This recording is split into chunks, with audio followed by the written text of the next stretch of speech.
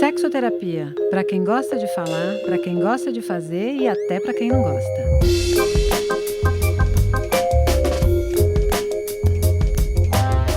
Vivemos uma época em que a gente é livre para fazer sexo do jeito que quiser, com quantos quiser, com a frequência que quiser. Vivemos em uma época em que falar de sexo e colecionar histórias eróticas é quase um status. Falamos sobre o tema abertamente em reportagens, feeds de redes sociais, séries de TV, podcasts.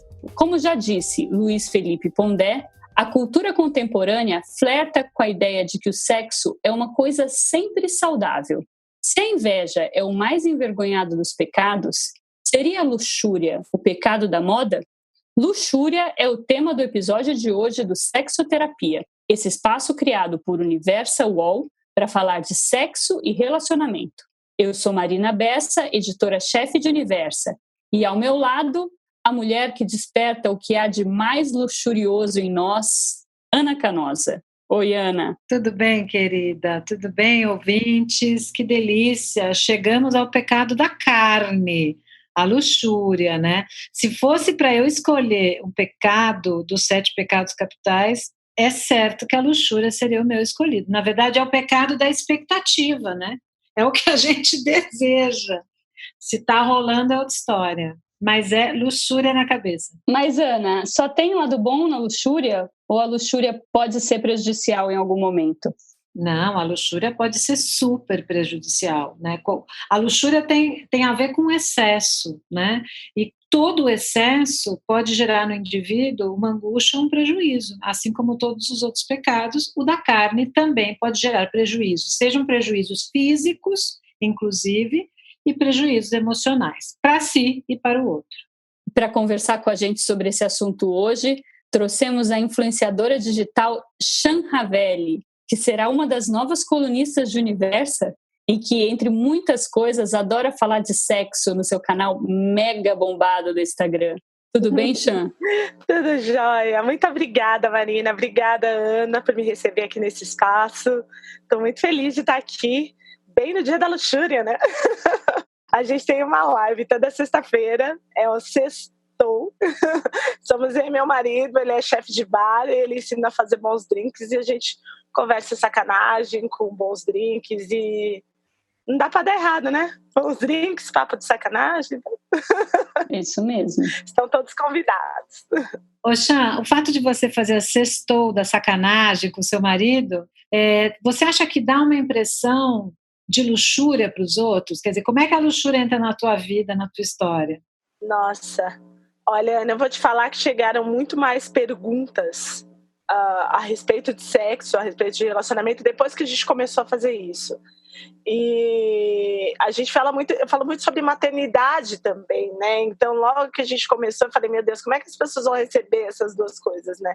E foi muito legal, que eu acho que precisava disso, né? Precisava que as mães tivessem esse espaço também para poder falar sobre sexo e para entender que isso faz parte da nossa vida, né? Que mãe também transa e que tá tudo bem, né? Mas a gente abre uma caixinha lá que é o confessionário, a gente sempre abre na sexta de manhã para ir na sexta noite a gente conversar sobre, e chegam umas histórias assim que a gente fica tipo, nossa.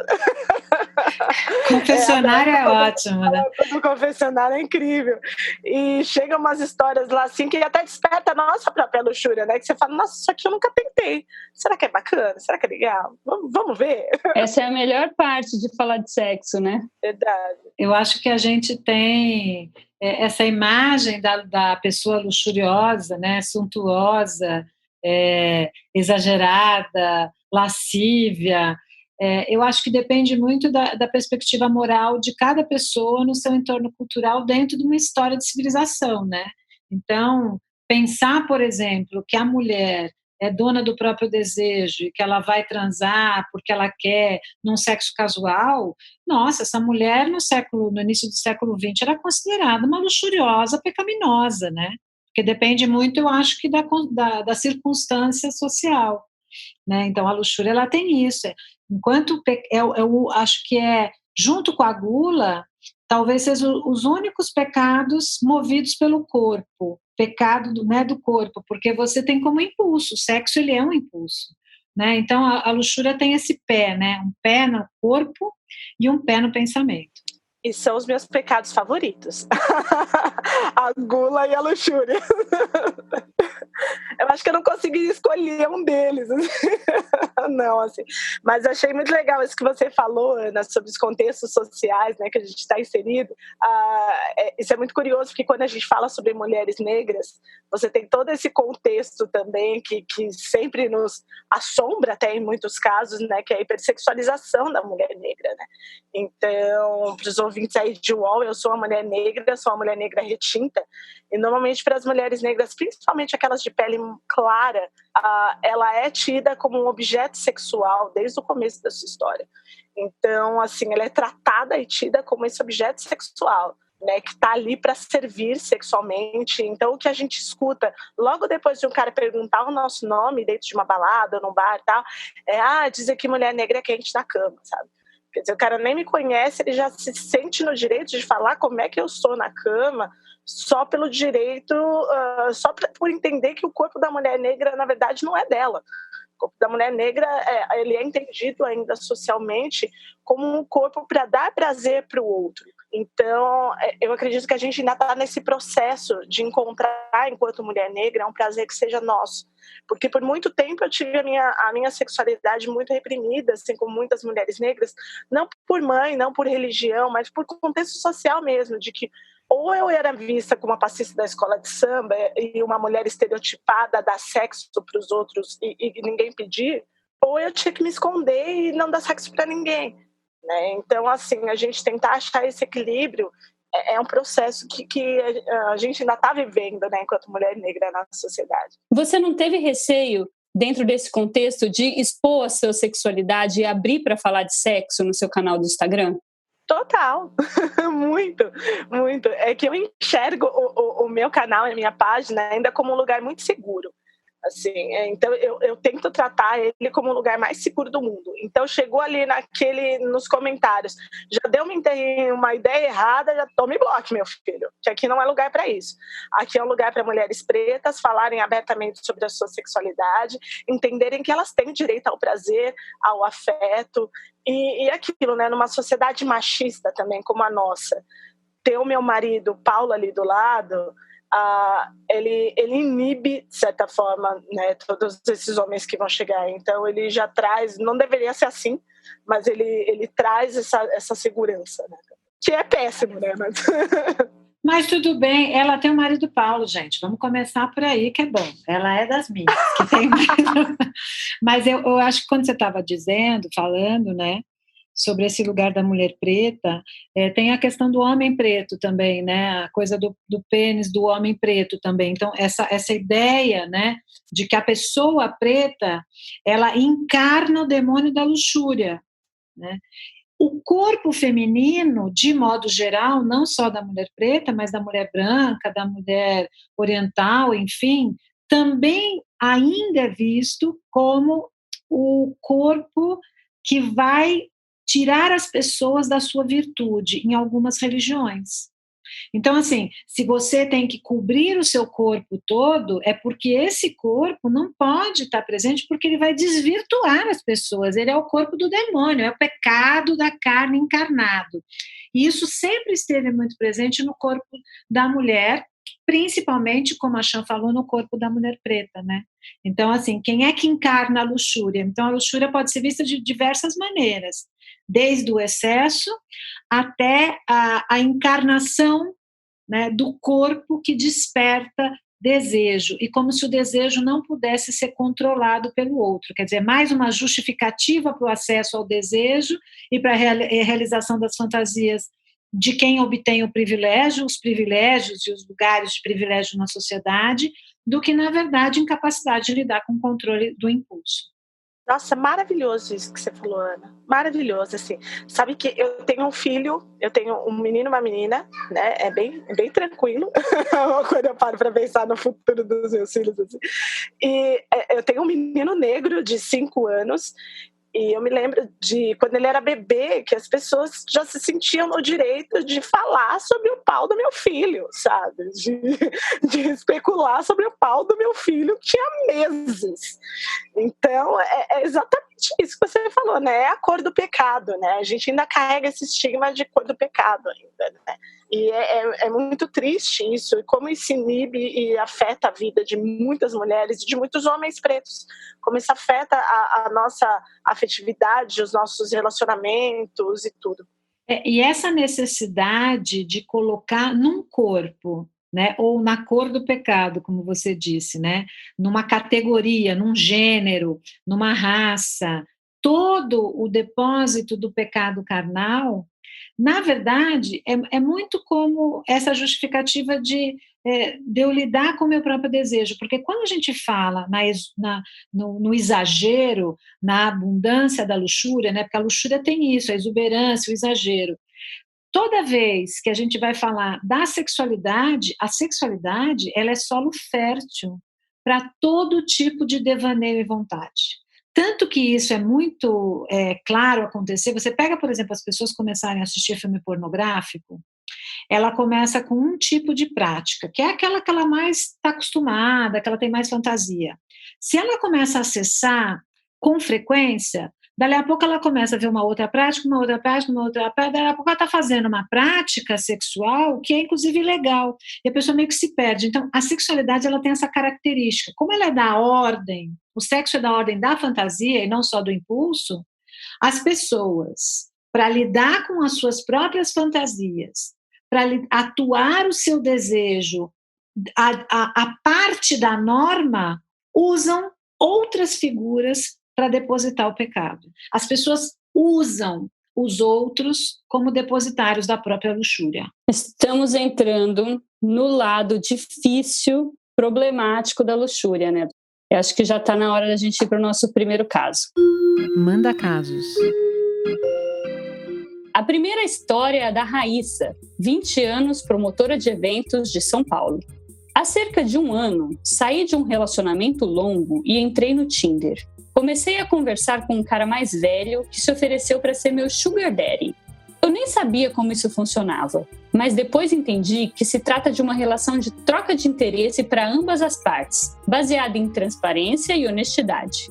Comecei a curtir a ideia de ter um daddy para cuidar de mim, me ajudar com as minhas finanças, me mimar. Voltei a falar com o cara e descobri que os nossos interesses batiam. Então, acabamos gostando um do outro e começamos um namoro baseado nesse acordo. É um relacionamento como outro qualquer, mas com questões financeiras envolvidas. Ele me deu celular, roupas, aliança, me ajudava com dinheiro. Eu fiquei deslumbrada com esse tipo de relação. Tanto que o namoro com esse daddy acabou e eu estou em busca de outro relacionamento com outro daddy. Sexoterapia. Deslumbrada, eu acho que é a palavra, né, que ela usa. Esse deslumbre pelo poder, pelo glamour, né? E aí eu acho que a gente está juntando duas coisas, né, da luxúria, que tem a coisa da exuberância, do transbordar, do transbordamento, do excesso, com a questão do luxo, né, do poder, da riqueza, que está muito associada, eu acho que de maneira imagética na sociedade, à luxúria. Então, quando você pensa, por exemplo, inclusive socialmente mesmo, né? O lugar, por exemplo, da profissional do sexo de luxo, né? Qual é o lugar dessa mulher? É aquela que vai andar no carro não sei o quê, é aquela que vai entrar na loja e comprar e vai usar as grandes marcas, é aquela que vai ter dinheiro, é aquela que... Então, assim, a luxúria ela tem essa relação com o poder, né?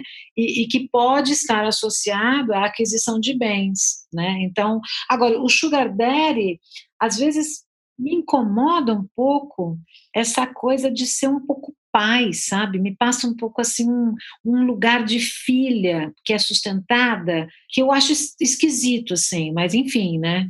Porque costumam ser homens mais velhos ou mulheres mais velhas, porque também tem as sugar mummies, né? Que não é tão comum, mas tem mas então são pessoas mais velhas que sustentam pessoas mais novas, né? E existe uma troca de interesses aí, né? Eles com interesses na figura dela e muitas vezes no sexo, não sempre, mas nesse caso, por exemplo, tinha sexo envolvido, e elas com um interesse declarado no dinheiro do cara, né? É uma relação de conveniência, mas eu acho que é mais do que conveniência só concreta, toma lá da cá, tem uma coisa meio emocional aí, né? Mas eu fico pensando também, Marina, eu andei pesquisando um pouco sobre prostituição de luxo, etc, etc, e uma das coisas que eu descobri, assim, é que existem muitos sites de sugar daddy, muitos, né? Muitos. E que hoje a concorrência para encontrar um sugar daddy está bem forte.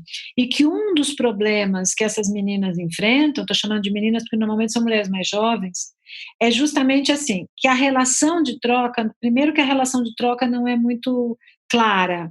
Se eu vou para uma relação sexual onde eu recebo dinheiro, ali está claro, a gente vai fazer uma relação sexual, eu faço isso, não faço isso, vamos embora. Terminamos, você me paga. Essa coisa da sugar baby, do sugar daddy, é uma coisa meio complicada. O que o cara espera de mim? Ele espera que toda vez eu viaje com ele espera que eu elogie ele espera o quê? Né? Então, que este contrato normalmente não é bem estabelecido, não é muito claro assim como se pensa, e que essas moças, muitas vezes, elas ficam num lugar de muita ansiedade, porque como ela nunca sabe o que se espera dela, ela fica ali tentando, primeiro, muito preocupada em agradar o outro, em fazer o que o outro quer, para não perder um espaço, porque senão ela vai ser trocada por outra. Então, isso foi, inclusive, uma das coisas que eu escutei de umas moças que faz, né, esse acordo. Então, que você fica num lugar estranho, né? O que se espera de mim? E que também é um lugar para a mulher, no caso do sugar daddy, de um lugar bem desvantajoso quando ele é quem tem o poder, né, Ana? Assim, parece que a mulher é muito sem autonomia, porque em troca dos favores dela, ou da companhia, ou do sexo, ela recebe coisas, enfim, ela está sempre devendo alguma coisa para receber em troca. Essa é a impressão que eu tenho, né? Que ela está muito submetida ao poder do cara, né? E não sei até que ponto uma relação como essa pode ser saudável. É complicado isso, né? Porque eu acho que normalmente quando a gente está numa relação heteronormativa, você está ali com uma relação de poder já pré-estabelecida por uma sociedade machista, né? Que é dificilmente quebrada. Você tem relações hoje em dia que são saudáveis, que são mais equilibradas, assim, mas acho que nessa relação de sugar baby, assim, eu vejo que o mais importante é essa coisa do acordo mesmo, né? Como que esse acordo é formado, assim? Como que esse acordo é feito, né? O que está ali? Porque é muito devolver, acho que também é muita coisa de a gente devolver o amor para o lugar do amor e o sexo para o lugar do sexo, né? E a questão do interesse para o lugar do interesse também. Acho que quando essas coisas são bem estabelecidas, tudo bem. Que o amor é aquele lugar da entrega descompromissada, né? Aquele lugar onde você dá para não saber se você vai receber em troca ou não, né? E o sexo é o lugar do prazer, é aquele lugar que você dá e que você recebe prazer, e que você faz as coisas por prazer, né? E tem um lugar do interesse. Então, como é que essas duas coisas estão sendo conversadas, né? Esse lugar do sexo que é do interesse. Mas fora isso, eu acho bem bacana. Eu acho os sugar babies bem maravilhosos, assim. Eu queria fazer 2 comentários. Que tem uma questão assim de um lado, né, de se submeter, né, porque se eu dependo para viver, então vamos supor, né, eu preciso do outro para pagar minha faculdade, né, vamos pensar assim, que é alguma coisa estruturante do seu projeto de vida, do seu projeto profissional, e aí o cara ameaça me deixar, e aí eu acabo tendo que fazer tudo para poder me manter ali. Isso eu acho que é um negócio meio complicado que pode colocar essas mulheres e outras mulheres, e aí não precisa ser numa relação de dinheiro, pode ser inclusive de casamento, como, né, a Chan estava dizendo, ou de homens, enfim, pode colocar você muito submetido, sem autonomia. Ok. Por outro lado, tem uma coisa também que passa, inclusive também por algumas mulheres que são prostitutas, por exemplo, são profissionais do sexo, que tenha uma coisa de o corpo é meu, faço dele o que eu quiser. Então, se você trabalha,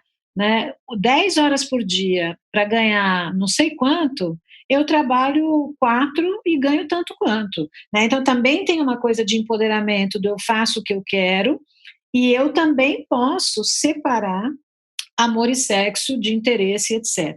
Tá. Posto isso, eu vou para um contraponto. Eu acho sim que sexo e amor são coisas diferentes, e interesse são coisas diferentes, mas, minhas amigas, eu não acho fácil fazer essa separação. Porque quando envolve o seu corpo e envolve a sua pessoa, uma coisa é eu entregar o meu projeto de engenharia, entregar um texto. Outra coisa é o que envolve a minha pessoa, que envolve o meu jeito de andar, o meu jeito de falar. Eu tenho pacientes, às vezes, que em relações abusivas, né, que elas se despersonalizam tanto, porque o outro critica tanto o jeito de andar, o jeito de falar, é o jeito disso, tem que fazer desse jeito, porque você não serve para isso, que a pessoa, ela perde a sua própria alteridade.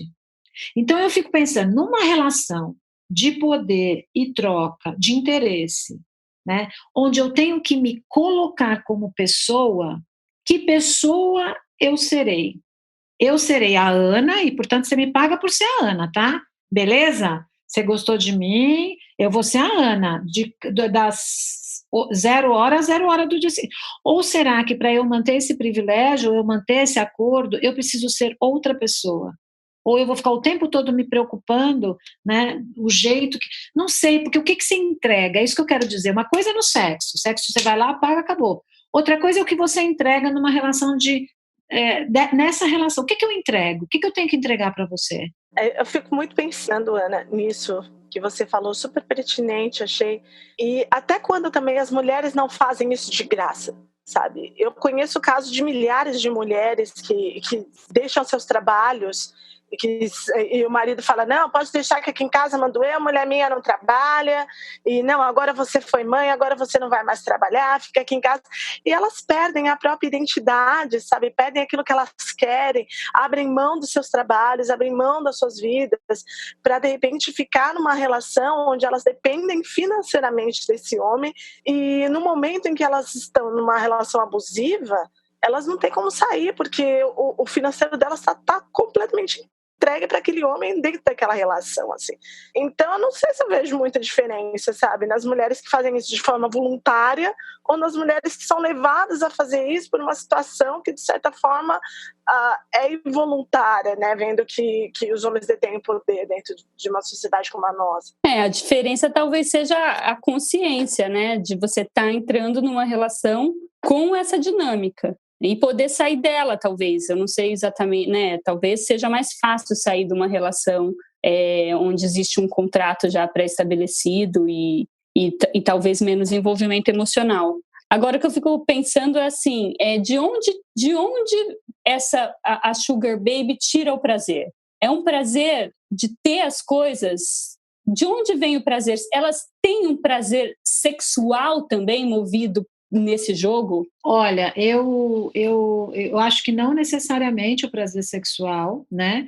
Mas eu acho que existe o prazer do poder e o prazer de ter as coisas. Eu acho que sim, eu acho que isso é uma coisa que move, né? Porque se o meu contrato de interesse é ganhar dinheiro, de alguma maneira o dinheiro me dá uma satisfação, mas pode ser também outros tipos de satisfação, né, de ser a escolhida, né, na competição feminina. Então, se esse cara, por exemplo, é casado e ele me escolhe como alguém que ele vai transgredir, né, esse lugar de ser a escolhida, a desejada, né, de ter um lugar de privilégio na relação com esse cara, né, de poder ter acesso às coisas. Eu acho que tem muito mais uma questão de poder e se colocar a identidade a partir do ter, a partir da grana e daquilo que eu posso conseguir, e de ser sustentado. O que isso significa para essa pessoa, não sei, mas acho que tem isso, né? Eu lembrei agora, vocês estavam contando, eu lembrei de uma amiga minha muito querida, que, sabe aquela menina com o dedo podre, assim? A gente se conhece, a gente trabalhou juntas, e ela com um dedo muito podre para homem, mas muito podre, assim. E chegou uma hora, a gente com 25 anos, assim, eu lembro, eu namorava, inclusive, na época, que ela virou e falou, cara, cansei, não quero mais amor na minha vida, não quero, vou arrumar um cara rico, vou casar com um homem rico, pronto, não quero, o amor não é pra mim, então eu vou arrumar uma vida confortável com um cara que gosta de mim, acabou.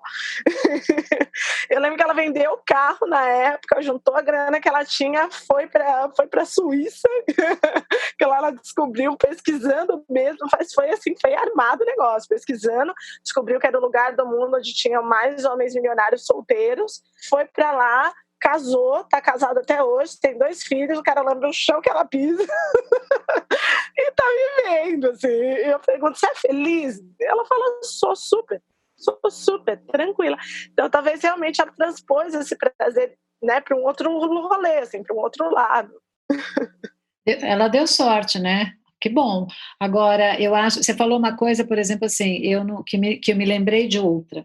Eu dedo podre, eu não encontrei o amor não é para mim. Você sabe que eu li uma pesquisa com garotas de programa de luxo, né? Foi uma pesquisa de doutorado, de mestrado, desculpa, e a autora fez uma pesquisa com 6 garotas de programa, que é chamado o programa de luxo, né? Profissionais de sexo de luxo. E as 6 sentiam que o amor não era para elas, e todas mulheres jovens, de 20 e poucos anos e tal. E uma das coisas que a autora do trabalho concluiu, né, é que esse lugar da culpa, que tem a ver com o pecado da luxúria, né, por mais que essas meninas estivessem conscientes, elas fossem independentes, autônomas, estudavam, trabalhavam com profissionais do sexo, se sentiam desejadas e se divertiam, inclusive, e o lugar do poder, do desejo, da sedução, era um lugar que empoderava essas moças. Por outro lado, né, como é que ela vai falar isso para as pessoas no entorno social, né? Então ela vai para uma reunião, e o que você faz? Eu sou profissional de sexo.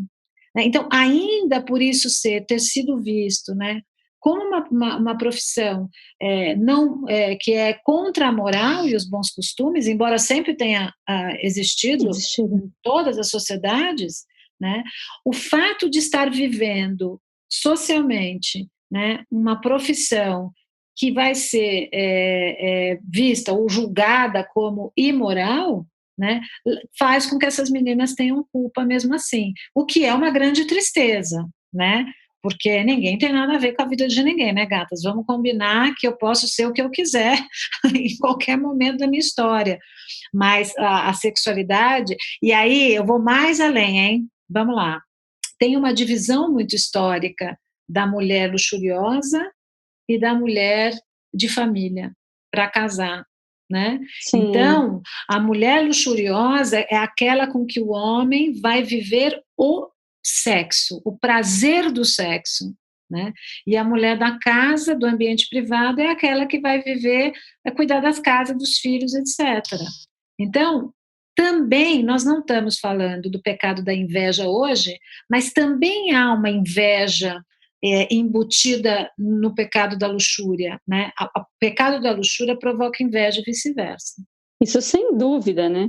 Aliás, é por isso que eu acho, até falando lá no começo do programa, que talvez seja esse pecado da moda, né? Porque agora a gente nem sabe se as pessoas falam a verdade, mas e é uma parte por conta dessa imensa vantagem e conquista que a gente teve de liberar os nossos corpos, de poder falar com isso sem constrangimento, agora já é quase uma pressão e um desejo tão grande que você inveja, você até finge que faz mais sexo do que você faz, que lida com naturalidade com temas que você não lida, só para você parecer tão luxuriosa quanto aquela sua amiga que você viu, né, no Instagram. Não é verdade? Não, e agora a gente se pergunta assim, o que é considerado luxúria na nossa sociedade hoje em dia? Né? O que é? Já nem sei mais. O que é luxúria? né? Porque swing tá todo mundo indo, né? Poliamor, todo mundo fazendo um monte de coisa, né? Orgias mil, gente, já nem sei mais o que é luxúria. Luxúria talvez seja ter um parceiro só e viver transando com ele monogamicamente até que a morte nos separe. Ana, aproveitar que você falou de orgias e de swing para passar para a nossa segunda história do dia. Mas antes disso, vamos para um intervalo e a gente já volta. O UOL VTV é a mesa redonda com os assuntos mais quentes sobre televisão. Toda semana, eu, Maurício Sticer, converso com Chico Barney e Débora Miranda sobre o que realmente importa e também sobre o que não importa tanto assim na televisão brasileira. Sempre com muita informação e humor. Você pode ouvir o UOL VTV e outros programas do UOL em uol.com.br/podcast, no YouTube e também nas principais plataformas de distribuição de podcasts. Recebe salário, faz transferência, pagamento, recarga de celular e até empréstimo, tudo sem taxa. PagBank, a sua conta grátis do PagSeguro. Baixe já o app e abra sua conta em 3 minutos. Vamos ouvir o caso da Marina, 40 anos, psicóloga de São Paulo. Manda casos. Faz 13 anos que eu estou em um casamento liberal, o que significa que a gente transa com outras pessoas. Casais, solteiros, a 3, 4, 5. Nos consideramos mais como liberais do que swingers, porque transamos com outras pessoas juntos ou separados. Eu gosto de me relacionar com pessoas, gosto de sentir o cheiro, olhar nos olhos, tocar. Quando a trans é com outros casais ou com mais uma pessoa, eu gosto de um envolvimento que vai além do sexo. Geralmente eu curto sair para conversar antes, tomar um drink, jantar. Agora, quando é sexo grupal, com 7, 8 pessoas ao mesmo tempo, aí é sim puro tesão. Eu me sinto muito poderosa quando consigo transar com várias pessoas ao mesmo tempo. Nesse caso, não penso nas pessoas que estão comigo. Penso só na sensação de poder, de desejar e ser desejada por várias pessoas, que é orgástica por si só. Sexoterapia. Nossa, só de falar, gente, já Amiga, já Ela é invejei. maravilhosa. Vamos combinar o seguinte, né? Imagina-se que 4 mãos são muito melhor que 2 mãos. Só imagina um monte de boca te beijando. Meu Deus, deve ser uma delícia isso. Ô, Ana, e o sexo com mais de uma pessoa, e orgias, homenagem, swing, estão entre as fantasias mais comuns, né, dos brasileiros. Super. O que essa fantasia diz sobre a gente?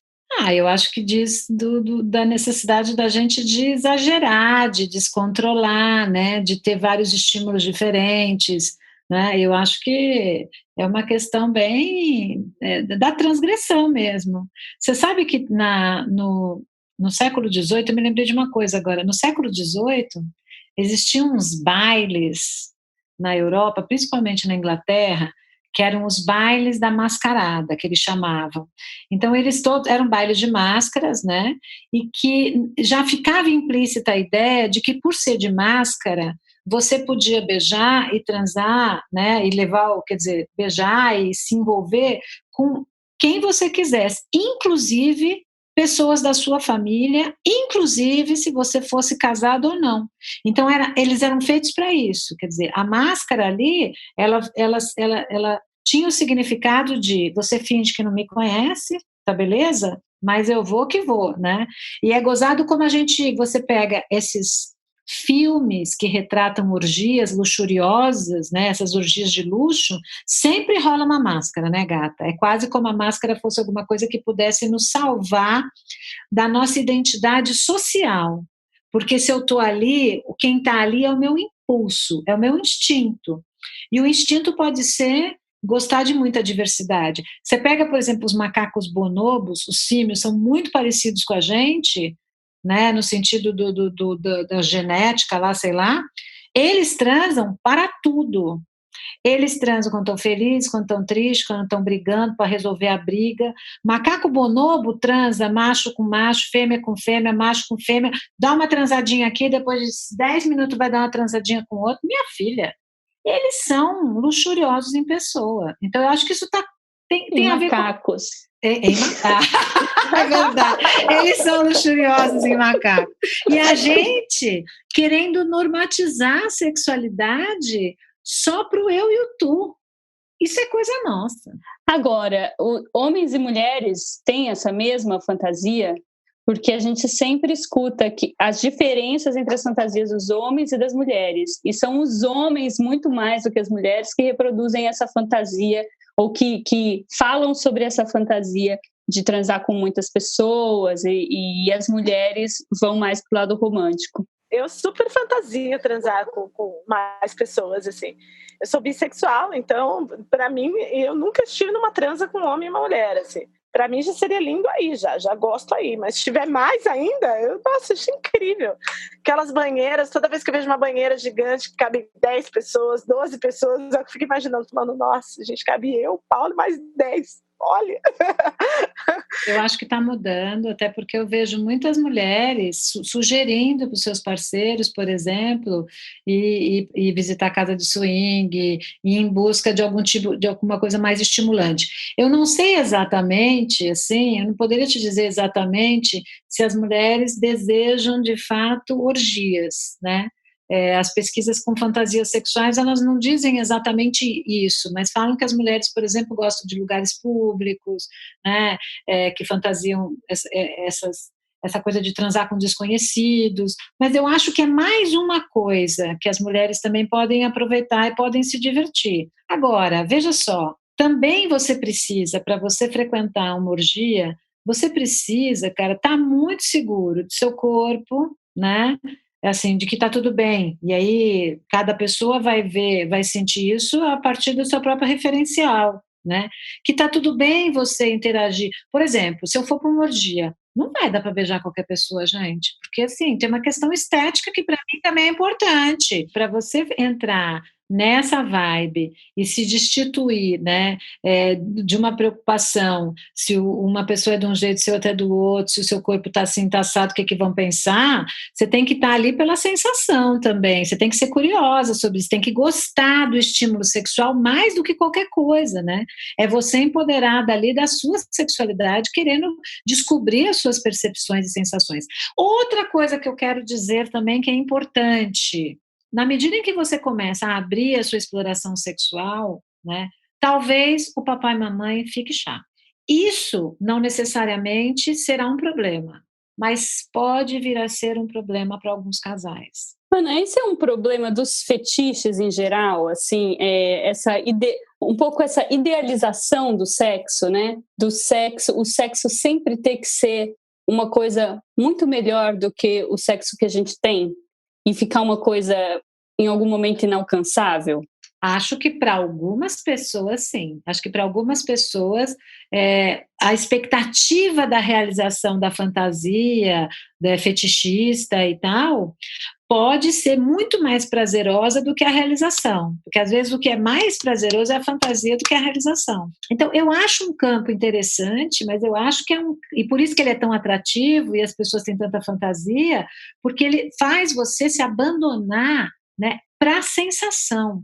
E a gente é muito racional, a gente aprendeu a viver pela racionalidade, né? A gente é o tempo todo normatizado, tem hora de tomar café, tem hora de tomar banho, tem hora de jantar, tem isso, tem aquilo outro, que é o tempo todo. Para você mergulhar, para transar com uma galera, cara, você precisa estar assim, né? Destituído, você precisa entrar em contato com sensações, com desejos, com o inconsciente, com o monstro que habita dentro do seu eu. Vamos continuar essa história de limites com o nosso terceiro caso, que é o da Karina, de 32 anos, consultora de São Paulo. Manda casos. Descobri recentemente o quanto o êxtase pode potencializar o prazer sexual. A experiência começou em uma viagem que fiz com um grupo de amigas. A ideia era pegar geral mesmo e não ter limites para nada. Arrumamos um fornecedor na praia e era ali mesmo, no fim do dia, quando rolavam umas festas, que a gente começava a ficar louca e pegar geral. No primeiro dia de festa, quando bateu o efeito, parece que tudo começou a ficar mais intenso. A música, o vento que batia no fim de tarde em contato com a minha pele. Comecei a sentir uma conexão profunda com todo mundo ali, e com dois caras mais especificamente. A gente começou a se tocar, fazer carinho um no outro enquanto dançávamos, e logo já estávamos nos pegando os 3 dentro da água. Não consigo explicar o tamanho do tesão que deu o contato entre a nossa pele na água. A intensidade era tanto que nem me preocupei com as pessoas ao nosso redor. E não eram poucas. Depois dessa experiência, nunca mais consegui ficar sem esse sentimento. Eu tento me controlar para não viciar. Me impus um limite de apenas 1 vez por mês. Mas já furei essa promessa várias vezes. Sexoterapia. Olha lá, que já furei a promessa. O chemical sex, né? Tem nome para isso. Tem. Esse chemical sex, né? Mas ele tem uma questão, né? De não só você usar uma substância psicoativa, né? Para diminuir a inibição e aumentar ou as sensações, como a questão do êxtase, né? Ou a sensação da interação, de conexão e tal, mas como também desejo sexual, estímulo, poder, né, sensação de autoestima. Então, dependendo da droga, você tem estímulos diferentes, né? Mas o chemical sex, ele tem isso, né? É associar a droga, mas assim, a uma potencialização de sexo mega power ultra hand, né? Então, você vai lá, usa cocaína, depois usa êxtase, bebe e vai para casa de swing e fica 8 horas transando, né? Então, tem o desejo de potencializar o sexo por muito tempo também, né? Você tem também meninos, né, muito jovens aí que tomam o Viagra, né, até para potencializar esse tempo, né, liberação, tal, de sexo. Dizem que a maconha é excelente também no sexo, né? Nunca testei, mas dizem que a maconha é maravilhosa também, que aumenta essa sensação. Álcool, maconha e êxtase são as 3 drogas, né, favoritas para quem curte essa combinação de sexo e drogas, né? Sextase. Sextase é a misturação de êxtase com Viagra, né? E muita gente faz isso, né? Toma o êxtase mais, porque o êxtase, ele pode dificultar a ereção. Então, ele aumenta o desejo, a sensação física, a conexão, mas ele pode dificultar a ereção. Então, aí a pessoa vai lá, toma o êxtase, toma o Viagra, bebe e vamos que vamos, né? Maconha pode intensificar o orgasmo, né? A maconha tem um negócio interessante, né? Porque a maconha, ela tem o efeito da maconha no organismo pode ser muito diferente a partir da sua intenção. Então, por exemplo, se você está ali na boa intenção ou na má intenção, brincando aqui bem entre aspas, né?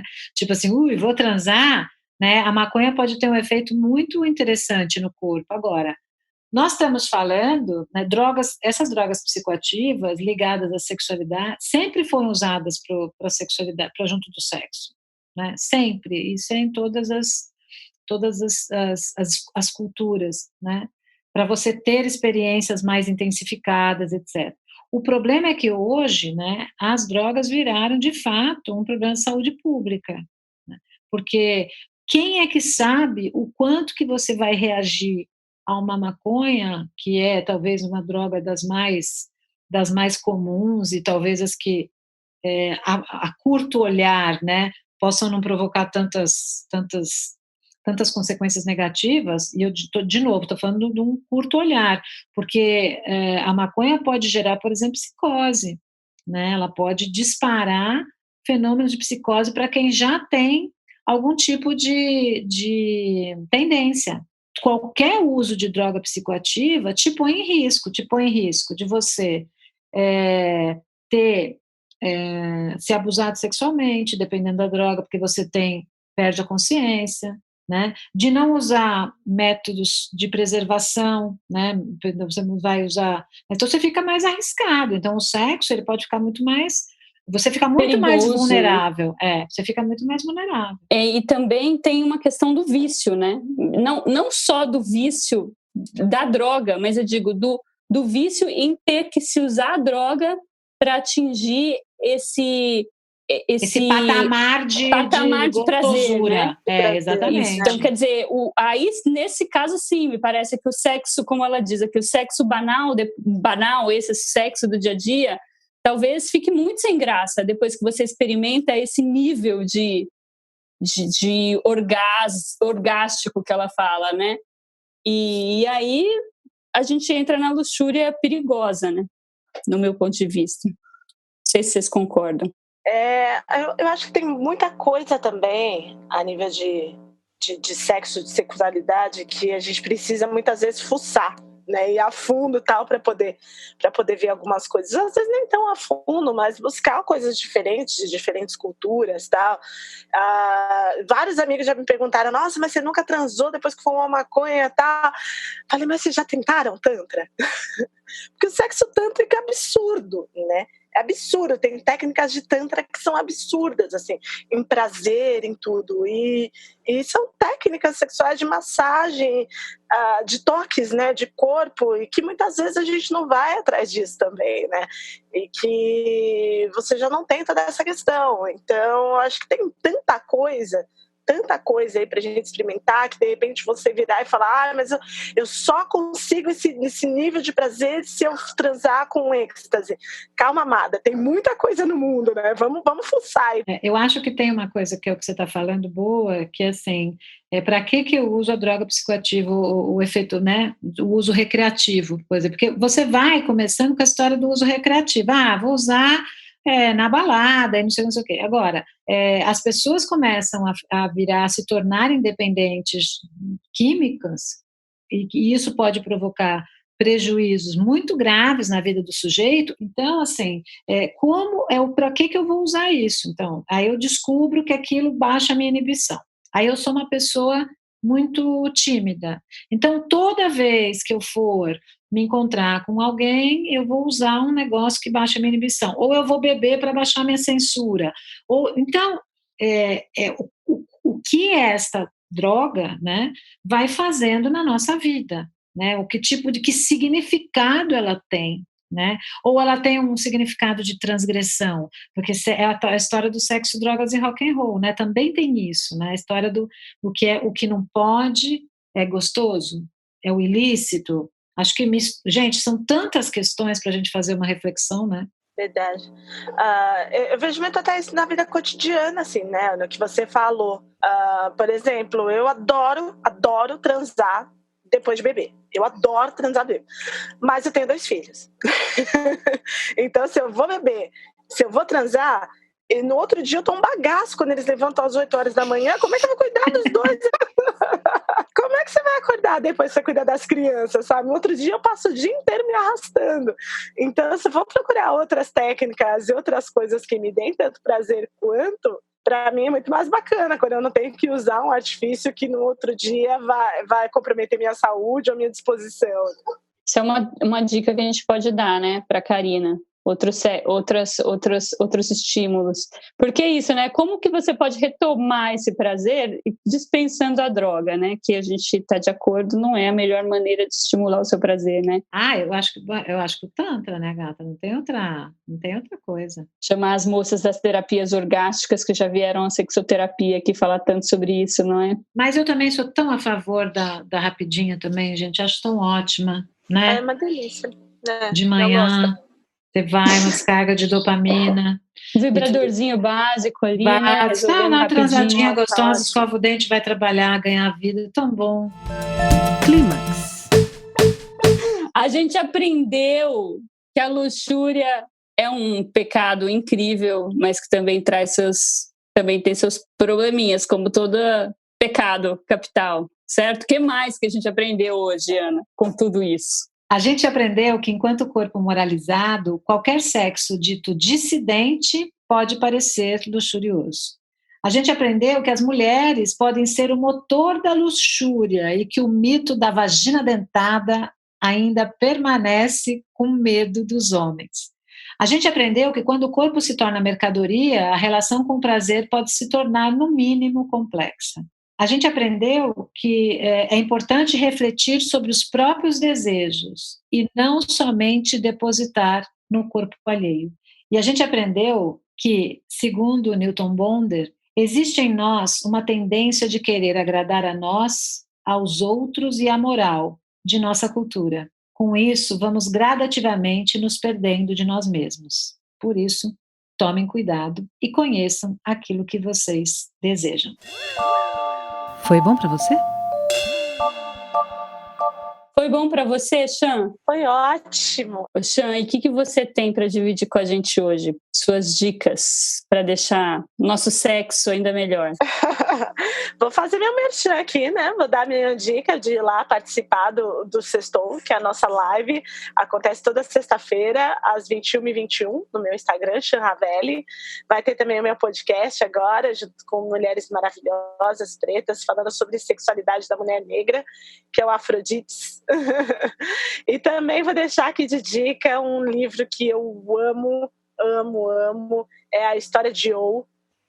No tempo que tá esse filme novo aí no Netflix, aí, o 365, não vi ainda, mas eu lembro que toda vez que falava de 50 tons de cinza, eu fazia a cara que a Ana fez agora aqui, falava, gente, vocês já leram, vocês já viram A História de O? Então, quando vocês quiserem me falar sobre BDSM, vocês falem sobre A História de O, e quando quiser me falar sobre luxúria, vamos falar sobre A História de O, porque eu acho que esse livro é maravilhoso, assim, é um livro de 1954 e é atual até hoje, é chocante até hoje, é incrível até hoje a história, tem quadrinho, tem traduzido, tem de tudo ele, assim, eu super recomendo. E você, Ana, o que tem pra gente hoje? Olha só, o que eu vou indicar? Você falou da A História de O.